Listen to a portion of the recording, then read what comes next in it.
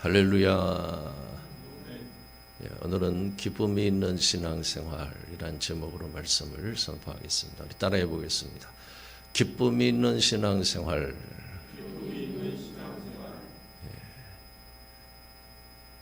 오늘은 설교하기 전에 간증부터 좀 하겠습니다. 지난 주간에 저는 졸지에 호라비가 될 뻔했습니다.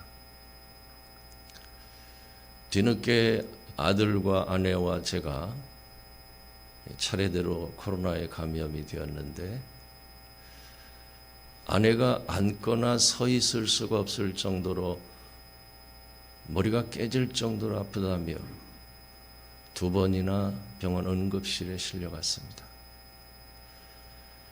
의사의 권유를 받아 MRI를 찍어본 결과 뇌를 둘러싸고 있는 막에 구멍이 나서 뇌주머니가 가라앉고 있기 때문에 수술을 받아야 한다며, 의사가 하는 말을 듣고 아내가 저에게 죽을지도 모르니 유언을 하겠다며 문자를 보내왔습니다. 장모님은 큰딸이 뇌수술을 받아야 한다는 소식을 듣고 밤새도록 하나님, 우리 원사모는 주의 일을 해야 될 사람이니 저를 데려가시고 딸을 살려달라고 울부짖으며 기도하셨어요.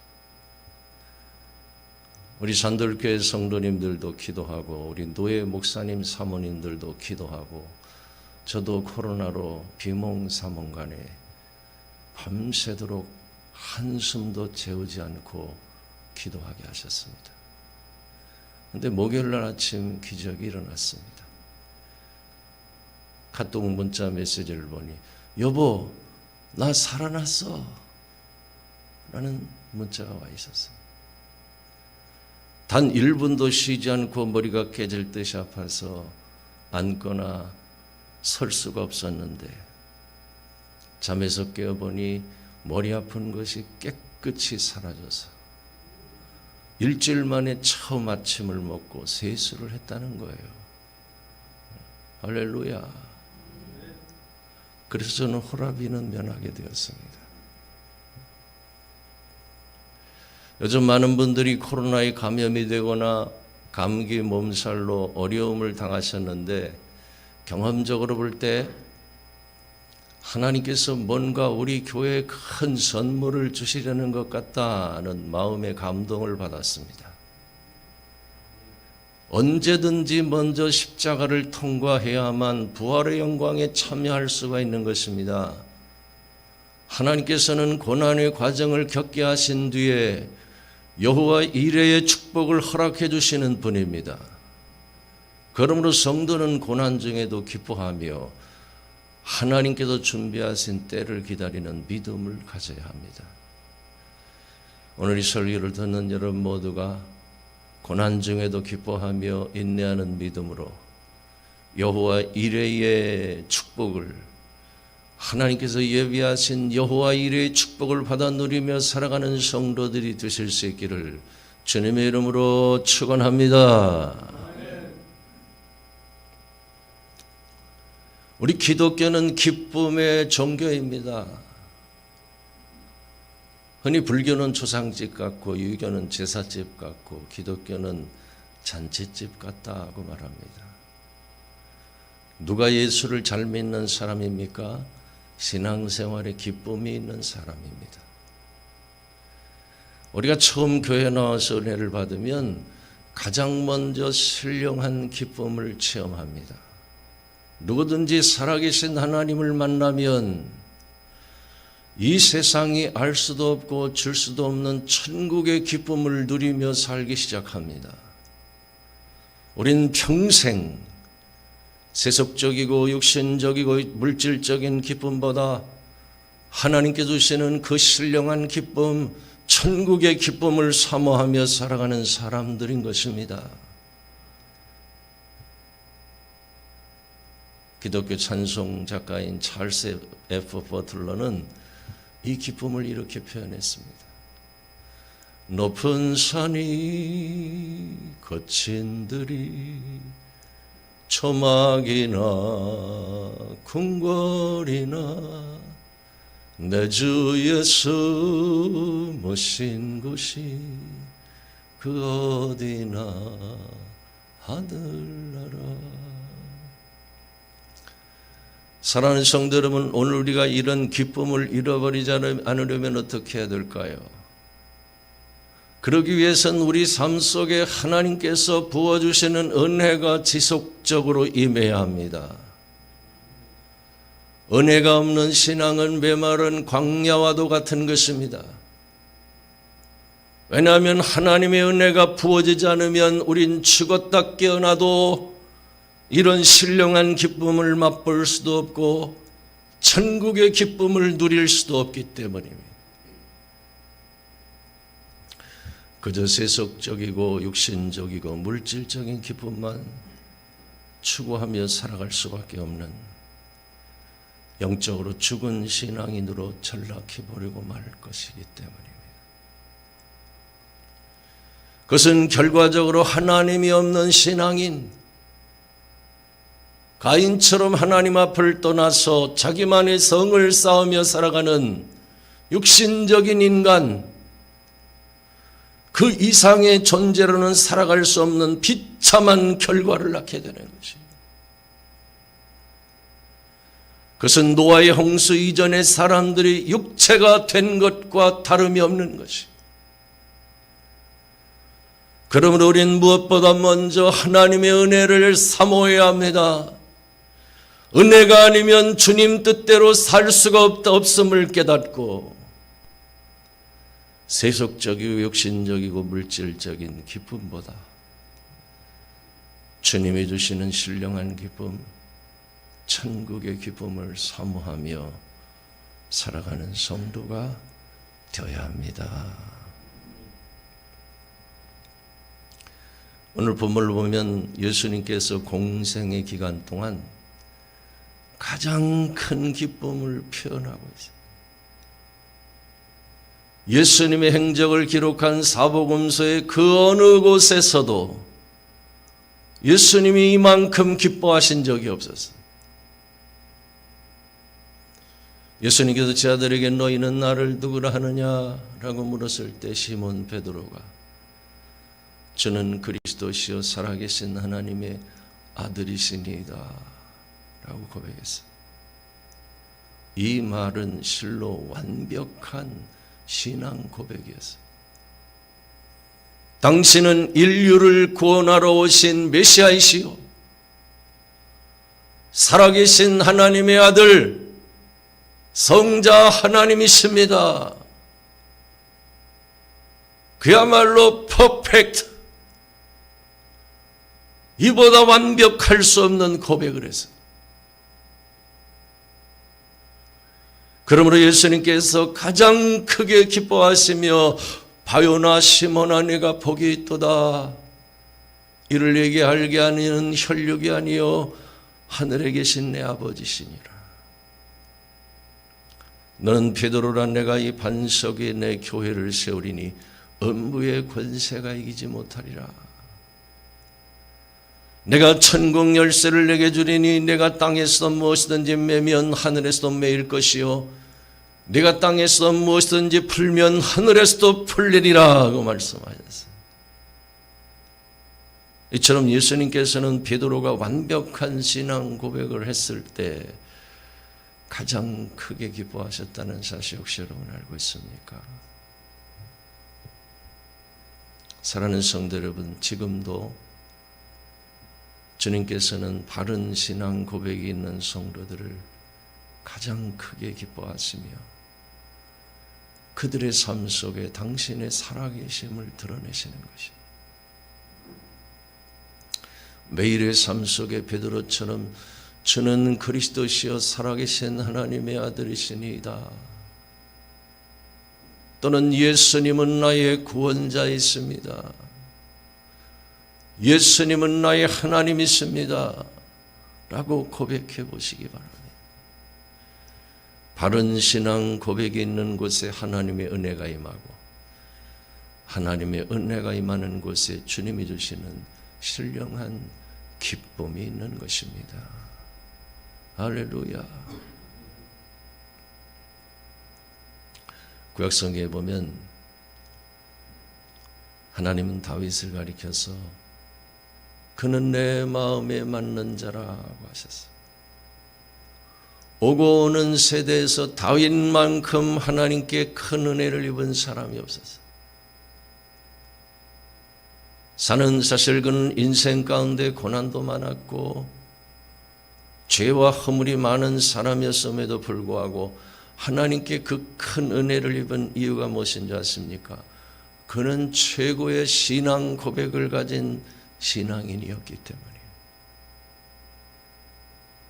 시편은 150편으로 되어 있는데 그 중에 다윗이 73편을 기록했습니다.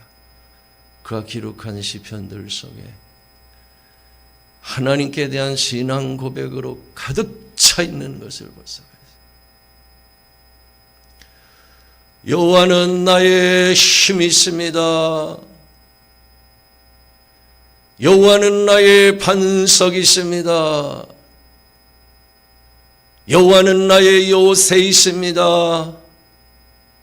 여호와는 나를 건지시는 자십니다. 여호와는 나의 하나님이십니다. 여호와는 나의 피할 바위이십니다. 여호와는 나의 방패이십니다. 여호와는 나의 높은 망대이십니다. 여호와는 나의 피난처이십니다. 여호와는 나의 구원자이십니다. 여호와는 나의 왕이십니다. 이처럼 다윗의 믿음은 하나님께 대한 신앙 고백으로 가득 차 있었어요. 놀라운 것은 그의 신앙 고백대로 하나님께서 친히 다윗의 힘과 반석과 요새가 되어주셨고 피난처와 높은 망대와 피할 바위와 구원자가 되어주셨다는 사실입니다. 그러므로 다윗은 하나님의 은혜로 점점 더 강성하여져 갔고 그 누구보다 하나님께 크게 영광을 돌리며 자신뿐만 아니라 온 이스라엘 백성들에게 여호와의 신앙을 심어준 위대한 사람으로 세워졌어요. 그는 하나님께서 바른 신앙 고백을 가진 믿음을 얼마나 크게 기뻐하시는지를 자신의 온 생애를 통해서 보여준 사람이었어요.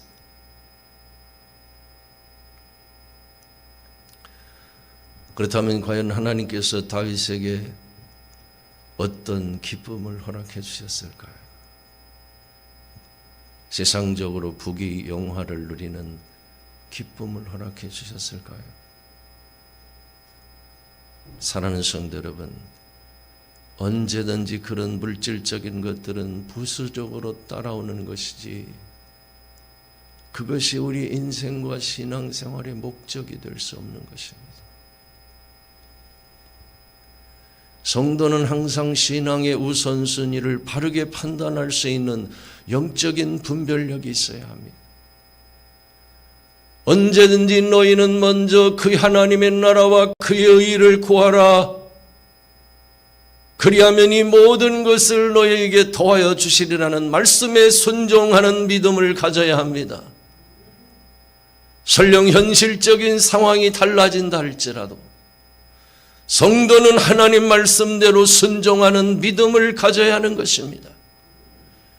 하나님께서는 성도가 가진 그 지속적인 순종의 믿음을 보시고 난 뒤에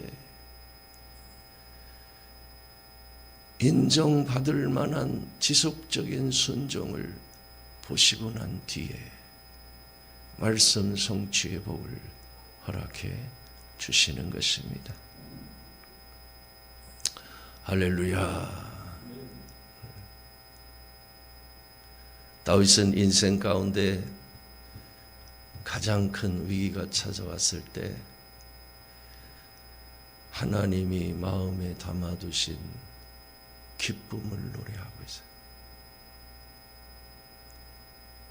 그는 천신만고 끝에 이스라엘의 왕이 되었어요. 그런데 어느 날 사랑하는 아들 압살롬과 자신이 가장 믿고 신뢰했던 모사인 아히도벨이 함께 공모하여 구테타를 일으켰어. 그는 왕궁에서 쫓겨나고 말았어. 그때 얼마나 고통스러웠던지 밤중에 맨발로 기드론 시내를 건너고 얼굴을 가린 채 울면서 감람산으로 올라갔다고 성경은 기록해 주고 있어요. 그런데 그 후에 기록한 시편 4편 7절에 보면 그는 이렇게 말합니다. 주께서 내 마음에 두신 기쁨은 저희의 곡식과 새 포도주에 풍성할 때보다 더하나이다.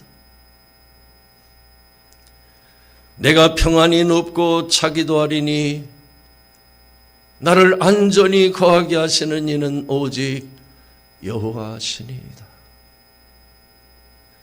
사랑하는 성도 여러분, 이런 다윗의 고백을 이해할 수 있겠습니까? 가장 사랑했던 아들과 믿었던 신하의 반역으로 왕궁에서 쫓겨나 삭막한 광야에서 몇몇 지인의 도움으로 식량을 공급받아 하루하루를 연명하며 언제 압살롬의 군대가 공격해 올지 모르는 절박한 상황 속에 있던 다윗이 뭐라고 고백했다고요? 주께서 내 마음에 두신 기쁨은 추수 때보다 더 풍성하나이다.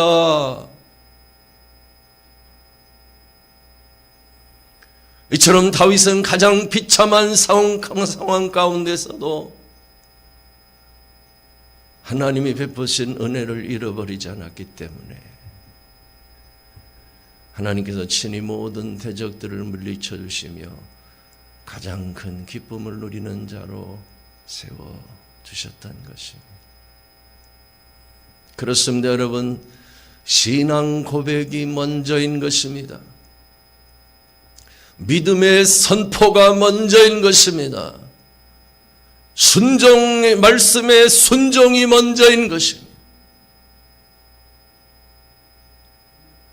무엇보다 먼저 하나님께 대한 믿음을 가지고 철철 넘쳐 흐르는 요단강을 발로 밟듯이 순종하는 자들에게 하나님께서는 반드시 말씀 성취의 복을 허락해 주심으로 평생 하나님이 주시는 신령한 기쁨을 누리며 살아가도록 역사해 주시는 것입니다.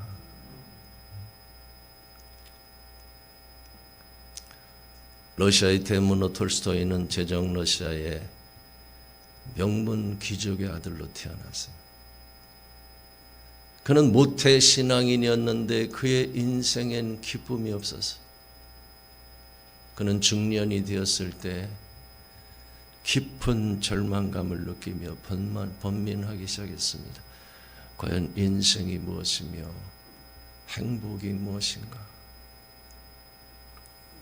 그러던 어느 날 비참하게 살아가는 농노들의 얼굴에서 광채가 나는 것을 보고 도대체 어찌 된 일인가? 그 원인을 알아보니 그들의 삶 속에 예수 그리스도가 계신 것을 알게 되었습니다.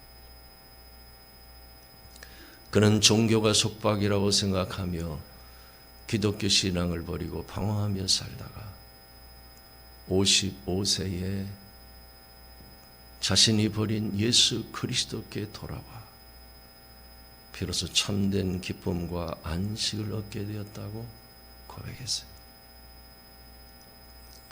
사랑하는 성도 여러분, 그런 의미에서 우린 자신의 인생과 신앙생활을 돌아볼 필요가 있어요. 과연 내 속에 예수 그리스도가 계신가? 과연 내 신앙생활에 참된 기쁨과 평안이 있는가? 세상 일에 바쁘게 살다 보면 내가 하나님 앞을 떠나서 살고 있는 줄도 모르고 참된 믿음을 잃어버린 채 살아갈 수 있다는 사실 혹시 여러분 알고 있습니까? 그런 의미에서 우린 날마다 하나님 앞에서의 자기 성찰이 필요한 것이,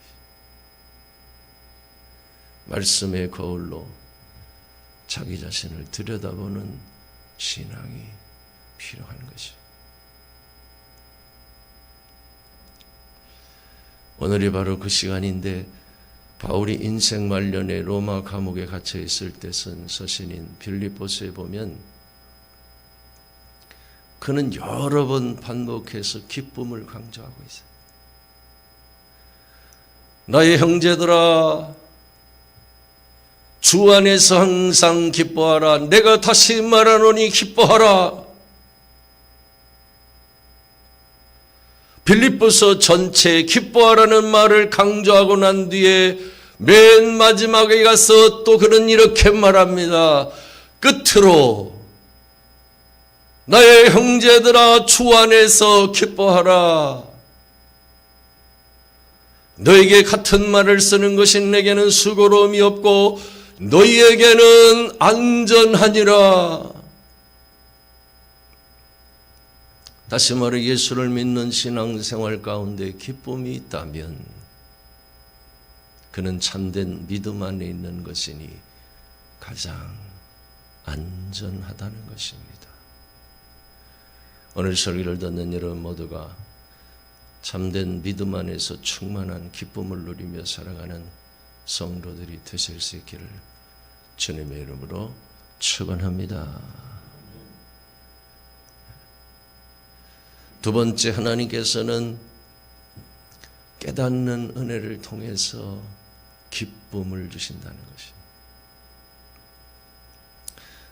당시에 멸시 천대를 받던 어부 출신의 무식한 베드로가 어떻게 주는 그리스도이시여 살아계신 하나님의 아들이십니다라고 완벽한 신앙 고백을 할 수가 있었던 것일까요? 예수님께서 말씀하시기를 이를 내게 알게 한 이는 하늘에 계신 내 아버지시니라고 말씀하셨어요. 우리 함께 본문 17절 말씀을 다 같이 한 목소리 한번 읽어보겠습니다. 아주 시작. 예수께서 대답하여 이르시되 바요나 시몬아, 내가 복이 있도다. 이를 내게 알게 한 이는 혈육이 아니요 하늘에 계신 내 아버지시니라. 아멘. 그렇습니다. 하나님께서 깨닫는 은혜를 주셨기 때문에 바른 신앙 고백은 하나님께서 깨닫게 주셔야 할 수가 있는 것이에요. 만일 우리 손에 성경이 없었다면 과연 우리가 하나님을 알 수 있었을까요? 하나님께서 1600년에 걸쳐 약 40여 명의 저자를 통해 기록한 성경을 주셨기 때문에 우리가 창조주 하나님을 알 수 있고 구세주이신 예수 그리스도를 알 수가 있는 것입니다. 이처럼 성경이 하나님의 선물이듯이 깨닫는 것도 하나님의 선물인 것입니다. 마태복음 13장에 보면 하나님의 말씀을 받는 네 종류의 마음밭을 예수님께서 비유로 말씀하셨어요. 그것은 길가와 흙이 얕은 돌밭과 가시떨기와 좋은 땅인데 그 중에 30배, 60배, 100배의 결실을 맺는 밭은 오직 좋은 땅뿐이라고 강조하신 것을 볼 수가 있어요. 결론적으로 마태복음 13장 23절에 보면 좋은 땅에 뿌려졌다는 것은 말씀을 듣고 깨닫는 자니 결실하여 어떤 것은 100배, 어떤 것은 60배, 어떤 것은 30배가 되느니라 하고 있어요. 오늘 이 강단에서 말씀이 선포될 때 하나님 말씀의 씨가 여러분의 마음밭에 떨어지고 있는 것인데, 이 말씀을 듣고 깨닫는 자들이 결실하여 열매를 맺게 된다는 것이요. 그러므로 오늘 여러분에게 말씀을 깨닫는 은혜가 임할 수 있게 되기를 바랍니다. 깨닫는 은혜. 끝으로 맨발의 성자라고 불려졌던 인도의 선교사 선다싱이 네팔에서 선교하다가 감옥에 갇히게 되었어요. 그는 살인, 강도 등 흉악범들과 한 방에서 지내며 오랫동안 예수 그리스도의 복음을 전하기 시작했어요. 어느 날 간수가 방 안을 들여다보니 그 흉악한 죄수들이 선다싱이 전한 복음을 듣고 기쁨에 넘쳐서 찬송하고 있는 것을 보고 천국이 따로 없구나, 여기가 바로 천국이구나 라고 말했어요. 비록 몸은 감옥에 갇혀 있었지만 예수님께서 베푸신 십자가의 은혜를 깨닫고 믿음으로 죄사함을 받아 하나님의 자녀가 되고 보니 그 감옥이 천국으로 변한 것이, 지금도 하나님께서는 깨닫는 은혜를 통해서 이런 신령한 기쁨, 천국의 기쁨을 허락해 주시는 것입니다. 기도하겠습니다.